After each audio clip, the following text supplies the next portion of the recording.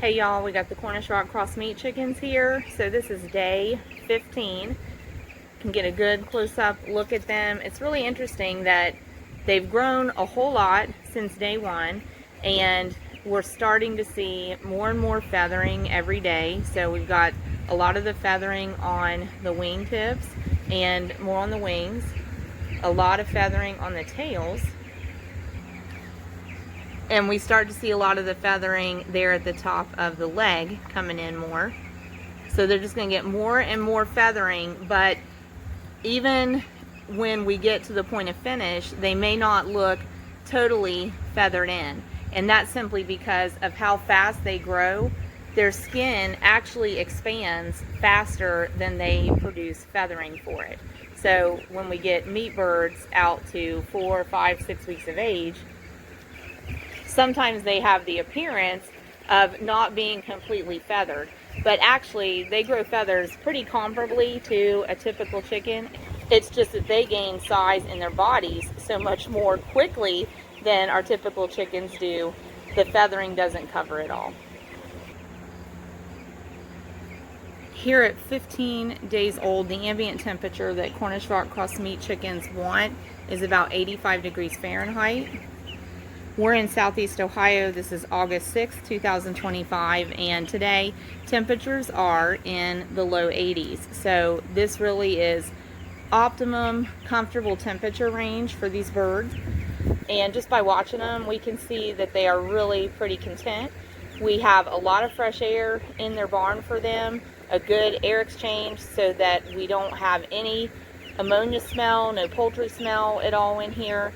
And we actually are running a couple of fans gently through their space just to augment natural airflow and air exchange through the area.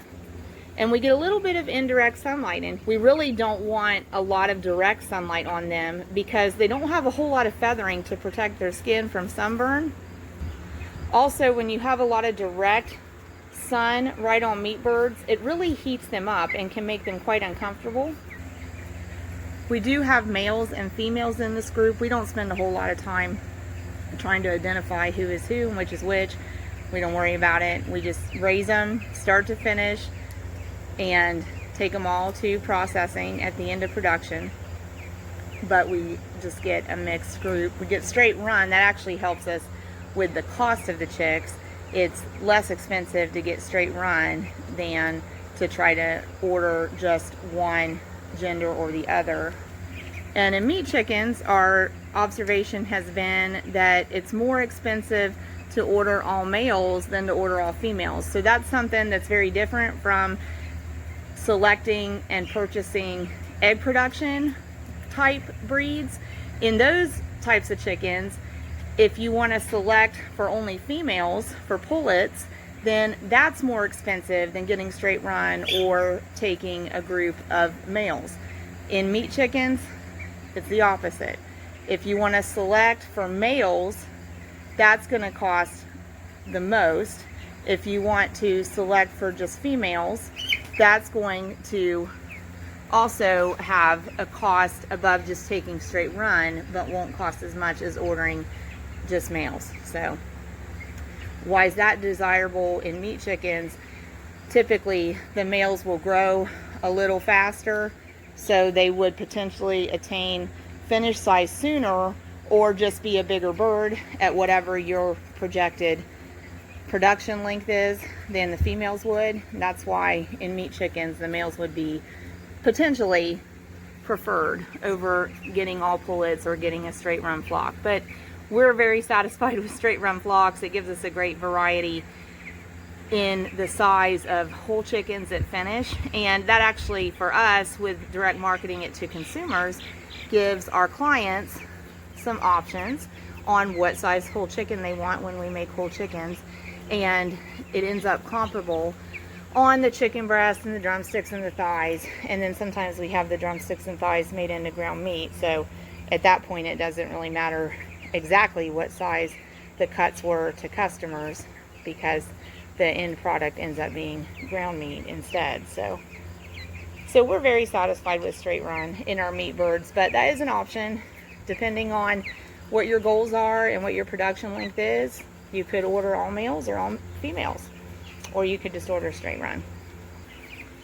This group of them eating here at their bigger feeders. I saw we have one actually sitting in the feeder, and we try to discourage that, but it'll run its course. These birds will quickly get to a point where they won't fit their whole body in the feeder tray anyway, so that won't be an issue after a while, but for now that one can still fit in there. But these birds are doing really well. We like feeding them in these big feeders. We don't start out in these feeders.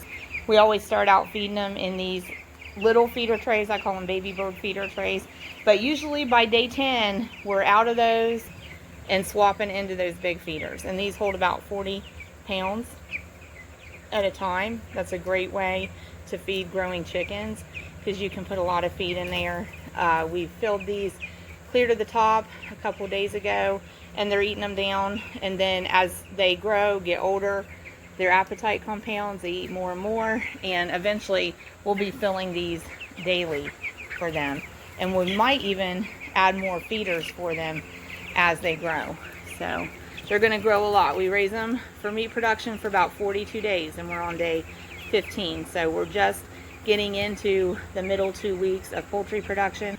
During this part of their production cycle, what we typically see in the growth pattern is them just getting a lot more size in their bodies, in their legs. So we figure in each of our flocks from start to finish that we want to see an average of each bird consuming about 10 pounds a piece. And when that happens, they usually finish exceptionally well.